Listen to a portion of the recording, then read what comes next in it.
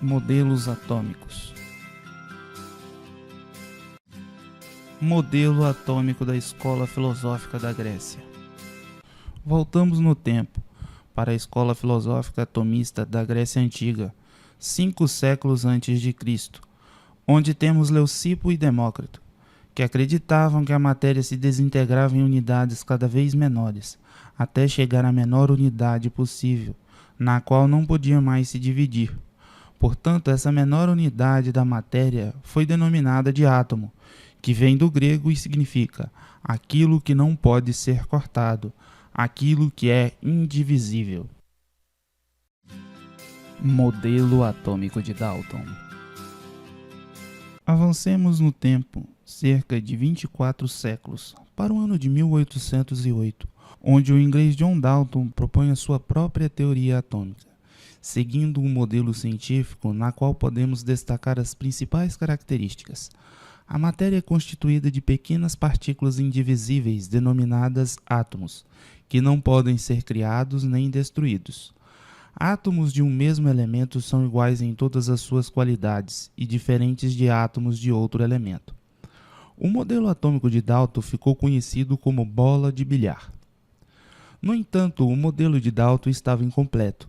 Diversos experimentos e pesquisas foram então realizados em busca de um modelo que explicasse os fenômenos elétricos e comprovasse a existência de partículas eletricamente carregadas como constituintes da matéria.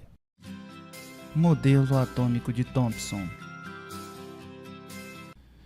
Em 1857, o físico e inventor alemão Henrik Geissler construiu um instrumento utilizado para estudar descargas elétricas em gases.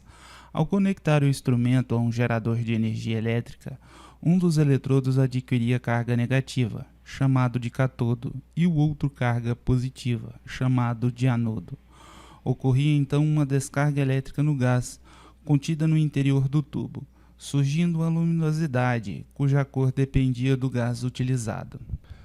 Com base nos tubos produzidos por Geissler, o físico inglês William Crookes construiu ampolas para descargas elétricas com gases a pressão ainda menores e com um anodo perpendicular ao cátodo. Crookes verificou que, quando aplicada uma alta tensão nessas ampolas, a luminosidade aparecia apenas na parede em frente ao polo negativo, que havia sido recoberta por uma substância fluorescente.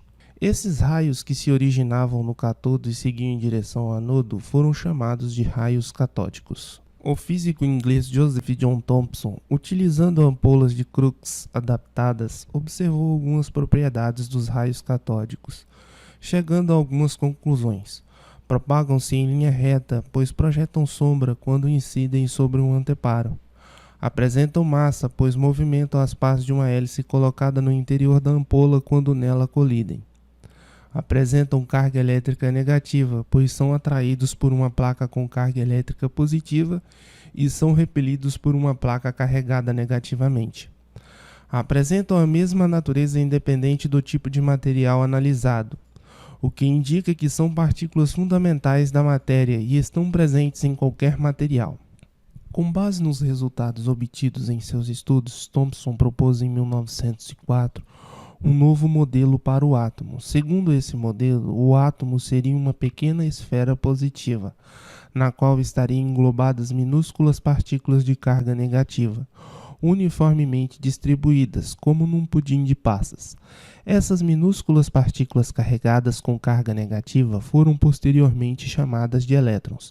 Dessa forma, os raios catódicos seriam, na verdade, um fluxo de partículas menores que o átomo, os elétrons. Modelo atômico de Rutherford. No final do século XIX, cientistas tinham à disposição novas ferramentas de trabalho, as chamadas emissões radioativas. Em 1898, Rutherford realizou um experimento para determinar algumas características dessas emissões. Utilizando um material que emitia espontaneamente essas radiações, fez que um feixe passasse por 2 placas carregadas com cargas opostas e atingisse um anteparo fluorescente. O material foi envolto por um bloco de chumbo com apenas uma pequena abertura para direcionar a liberação dessas emissões. Rutherford observou 2 tipos de emissões.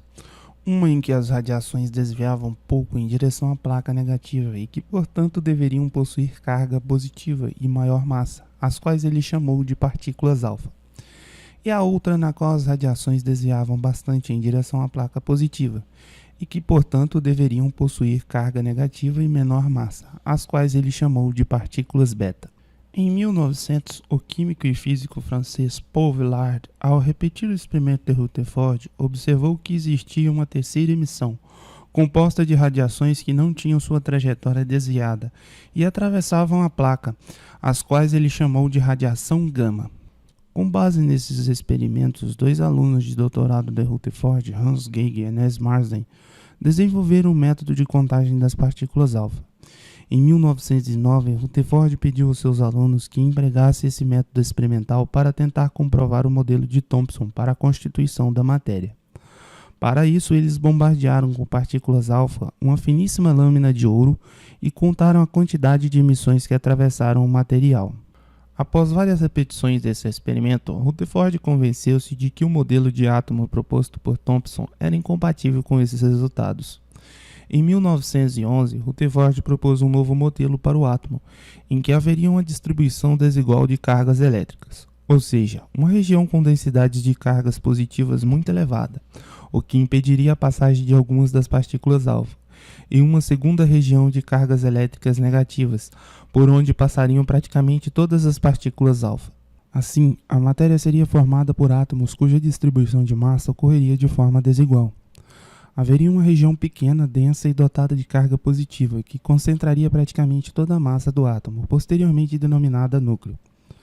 O restante do átomo seria quase desprovido de massa, representando um imenso vazio de matéria onde se movimentariam partículas de carga elétrica negativa, os elétrons. Essa parte foi denominada de eletrosfera. O modelo atômico de Rutherford ficou conhecido como modelo planetário.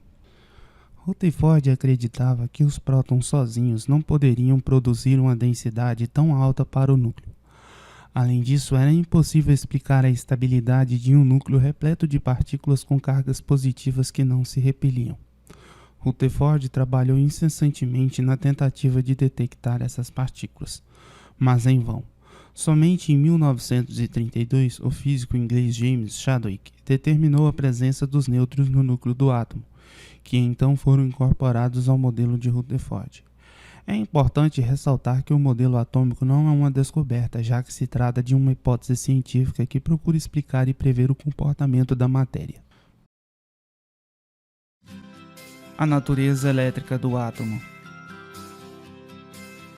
Portanto, ao próton e ao elétron associou-se uma propriedade denominada carga elétrica, e convencionou-se estabelecer que a carga elétrica associada ao próton é positiva, enquanto a carga elétrica associada ao elétron é negativa, sendo inerente a estas, não podendo ser retirada delas ou nelas colocadas.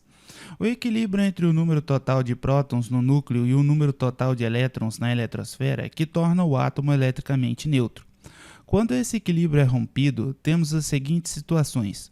Quando o átomo perde elétrons, ele se transforma em íon positivo. Quando o átomo ganha elétrons, ele se transforma em íon negativo.